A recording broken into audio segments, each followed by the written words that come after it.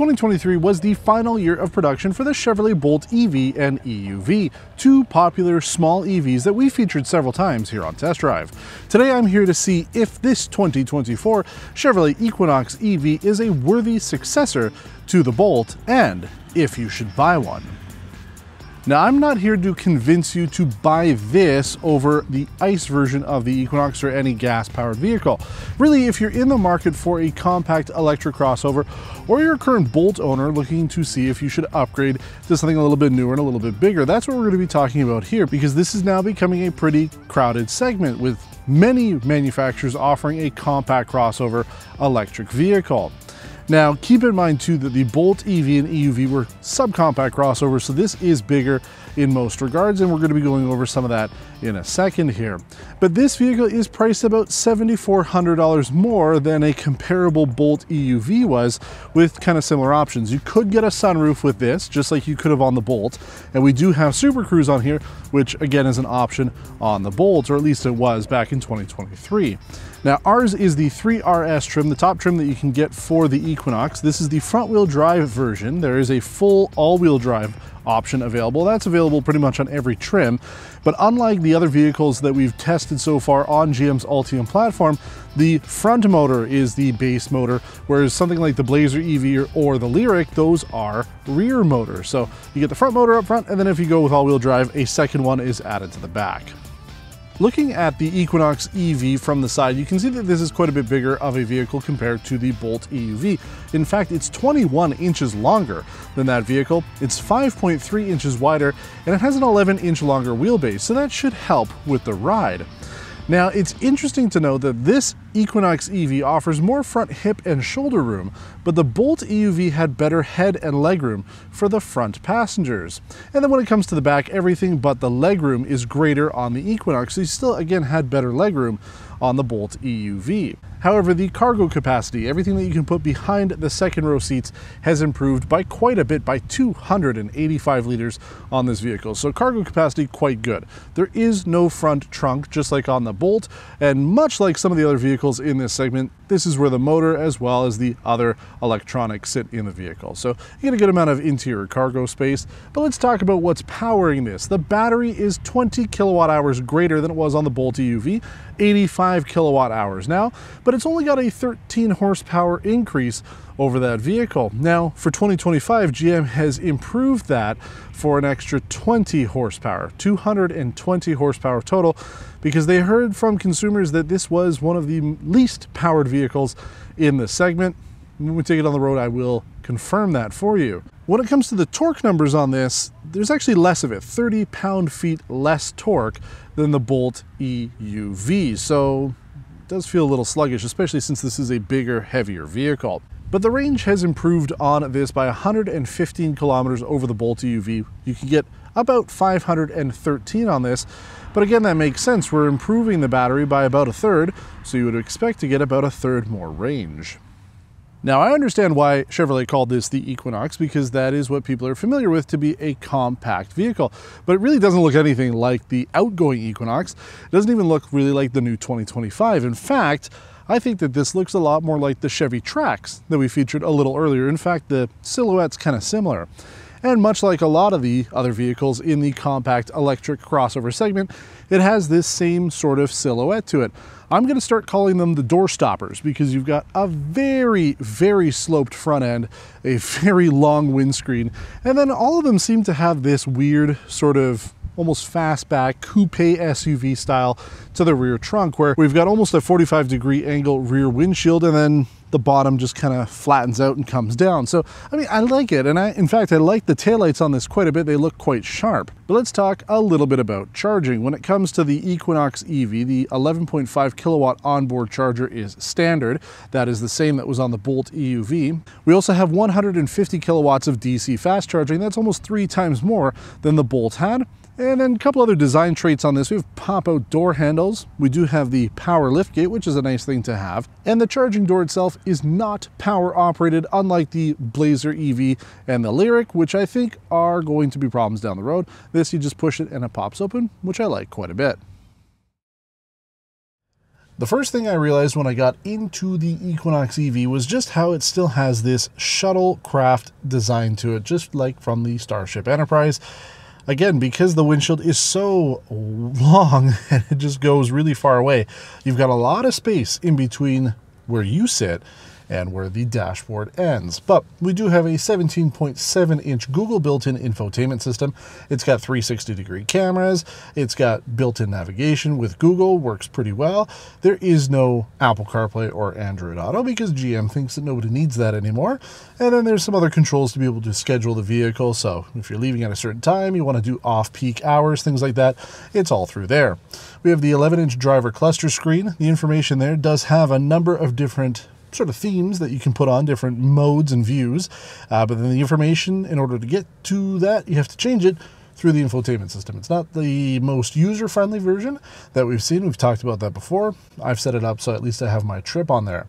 We have heated front seats, heated steering wheel, driver power, but there's no ventilation. That is something you could have gotten on the Bolt EUV Premier. Now, there's also no rear camera mirror, something you could have gotten on that vehicle, and there's no wireless phone charging. The optional 7-speaker Bose audio system, not on this. You get the regular audio system on here. There is no upgrade for it. We only have single zone climate control. That's going to be familiar if you're a Bolt owner, but if you're buying this in the segment with all the other vehicles like the Mustang Mach-E, Nissan Ariya, Volkswagen ID4, to name just a few of them, a lot of those vehicles, if not all of them, have dual zone automatic climate control. So a bit of a miss there. Also, there's no heated rear seats. So if you're putting your kids in the back or other adults and it's cold out, they're kind of out of luck. There's not much there. In fact, the back just looks pretty cheap overall. Plastic in the center with 2 USB-C ports plus 2 little vents. There's really not much to excite in the back seat. Now, there's 2 things I need to discuss about this vehicle, 2 things that you should know if you're buying this. The first thing is this instrument area here where the forward camera collision system is. This morning was cold. It was about 0 degrees, so the front car was full of frost, windshield was covered. I remote started the vehicle, got inside, cleaned off the windshield, started to go, and it told me immediately that I needed to clear the front camera because it couldn't see out of it. So the forward collision warning system and all that was inoperative. I actually had to get out of the car because after about 10 minutes of driving, it still wasn't clear. And there was still frost and fog inside the glass area behind this bezel. There doesn't appear to be an adequate amount of defrosting capability on this vehicle to clear that effectively, or maybe it's just the way that this is designed. The air can't get in there. I drove around for almost 20 minutes before the system could come back online because of how frosted it was. So my takeaway from that is GM hasn't done cold weather testing with this vehicle, and they don't understand that in colder temperatures, this system won't work for a while because there wasn't anything else I could do to clear that off. The second glaring issue I have is the plastic on the dashboard here. You ever wonder why there's no plastic on the dashboard? Well, this is why, folks, because if you're driving, the sun is above you like it was when I was driving home with this vehicle, you know, around like 1 o'clock, 2 o'clock in the afternoon. The sun's overhead, you're pointing towards it. That sun is going to reflect off that plastic, and it is going to create a massive amount of glare on the windshield. You'll see in the B-roll that it is pretty difficult, if not dangerous, to be driving with that sort of condition because you can't see clearly in front of you. I have no clue why they decided to put plastic on here, but there are some speaker vents. You've got your forward collision alert there. There's some stuff there that you can't really cover up. So you could, I guess, get a towel and cover it, but this is bad. This is not good. You should not have this on a car. I basically can't drive this vehicle during certain portions of the day if I'm heading south, because that's the time of the year that we're at. If I'm driving south at about 1 o'clock, 2 o'clock in the afternoon, this vehicle is too dangerous to drive. But that being said, let's take it on the road and see if it really is a worthy successor to the Bolt EUV, and if you should consider it, even with those problems. All right, folks, let's get our energy efficiency numbers out of the way first. We do need to talk about that. I don't have anything to compare it to really, but we averaged 5.5 kilometers per kilowatt hour. That works out to be, in the numbers that we usually use, 18.2 kilowatt hours per 100 kilometers, or about 115.2 US EMPG. or MPGe. So how does that compare to really the only other electric vehicle I've driven this year on our test loop? That was the Nissan Ariya. We completed that in 21.9 kilowatt hours per 100 kilometers. That's also a four-wheel drive, all-wheel drive vehicle, and it has more power. Now that's the first thing I realized when I got into this. 213 horsepower is not a lot, and 236 pound-feet of torque. However, we've been spoiled when it comes to electric vehicles because for the last like 6 years, a lot of them have had good amount of torque and good amount of horsepower, and a lot of them now are all-wheel drive with even more of it. So we've been kind of spoiled with these high output numbers on vehicles that really have no business having it. If you look at a current Chevrolet Equinox, it doesn't have 300 horsepower.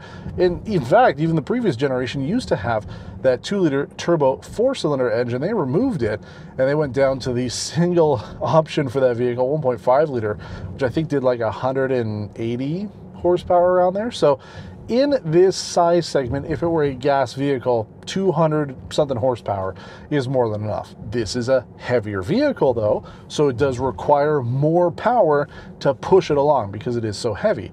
So I do feel it. I mean, this is not a fast car. It's not sporty. I know it's an RS, so it's supposed to look a little sporty, but it doesn't mean it's sporty. And that's fine. I think the people who might be looking at a vehicle like this, they aren't too worried about overall performance, right? You're looking for something that, you know, kind of ticks the boxes for what you're looking for when it comes to an electric vehicle. And something like this really, let's be honest, folks, this is a toaster. That's why we even have the brave little toaster shirts now available on the PRN store. If you click on the links below, you'll see it, because, you know, there really isn't anything about this that stands out in the EV market. This doesn't stand out compared to the gas vehicles out there. I mean, it's efficient if you've got the infrastructure. If you're looking for an electric vehicle, it's got it. But this feels a little bit more like a compliance car than it does anything else, because it is missing those features that the Bolt had. It's more money than the Bolt was. And realistically, I mean, I think the people who are buying the Bolt probably wanted that smaller form factor. So are you, as a Bolt owner, going to be going up to a larger vehicle like this? I mean, you'll have to let us know because you're the one watching the video. I don't own a Bolt, so I can't tell you if I would upgrade from it. But it doesn't do anything better than any of the other vehicles. Really, the only standout feature that this has compared to any other compact electric vehicle on the market right now is Super Cruise. And that's not a feature that's only available on the Equinox, right? Because we've seen it on all the other Ultium-based vehicles from General Motors, as well as Acura and Honda. So it is nice, it works. I used it no problem coming here, and this is the newest version of Super Cruise, so it's got automatic lane changing and things like that. So that's fun. It was a nice drive to come home with it, but is that enough of a reason to consider this over the competition? Because when you look at some of the other vehicles in this segment, I mentioned a few of them. The other ones are the Kia EV6, the Hyundai Ioniq 5, the Toyota BZ4X, and Subaru Solterra. I mean, these are all compact consumer mainstream vehicles in this electric segment, and a lot of them offer more power, or a lot of them offer all-wheel drive for the same price as this, or they offer more tech and more features for the same price. So this isn't the most affordable, certainly not the fastest. It might have the most range at 513. This has been pretty accurate in terms of what I've been getting, and the efficiency has been pretty good overall. But again, it's a front-wheel drive vehicle, which we haven't driven too many of them of. So is there a standout feature when it comes to this outside of Super Cruise? Not really, because the rest of the experience is pretty toaster. I mean, the ride is fine. You feel most of the bumps. There's, you know, like PlayStation level feedback when it comes to the steering. I mean, it's heavy, but it is electronic, and the throttle is obviously electronic, and you've got one pedal driving to make it feel even more like a PlayStation. So you've got, you know, really that sort of toaster experience in a vehicle that is priced relatively competitively. But I just don't know if this is enough to convince current Bolt owners to go to it, now that GM has said that they'll come out with a Bolt.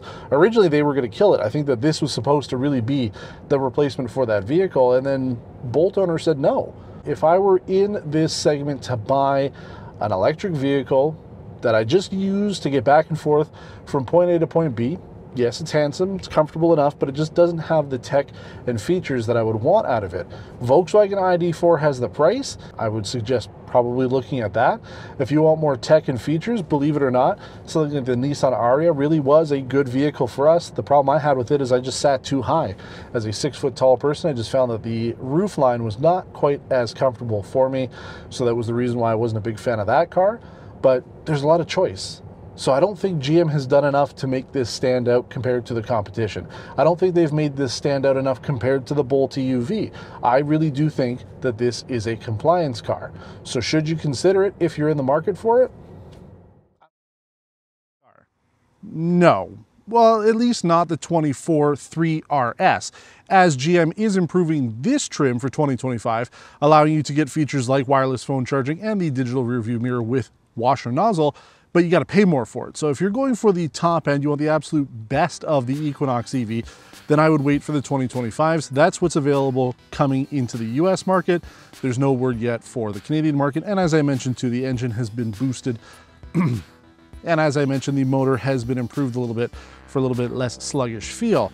But if you're going for more of the entry level for this, then yeah, I mean, you're getting decent range. If you want something that is no frills and still looks handsome enough, then the Equinox EV does have essentially class-leading range, but it's because it has a bigger, heavier battery. So the bit of a trade-off there is it'll take longer to charge, and that's one problem that GM has had with this. They haven't been able to get the 19.2 kilowatt charger on for this trim that was supposed to be available for the 3RS. Doesn't seem like it's coming for 2025 either, so it will take a little bit longer for you to charge if you have the capability to install one of those at home. Now, this is not an electric vehicle that I would buy. I would go again with something like the Nissan Ariya or Volkswagen ID4. And again, I wouldn't recommend this if you're looking at an ICE vehicle and curious to go up to an EV. Really is a tool in your shed, right? You've got a number of different utensils to be able to make things. So same thing with this. This might not be the utensil that you need to get the job done, so don't consider it. Go out and buy a gas vehicle. But if you are in the market for like the 2LT, this might be the way to go. Now, as always, we'd like to hear back from you in the comments. So if you have any questions or comments about the Equinox EV, please let us know, or anything else that we're doing here on Test Drive. We invite you to subscribe to the channel, hit the thumbs up button, and we'll see you in the next video. Thanks for watching, and take care.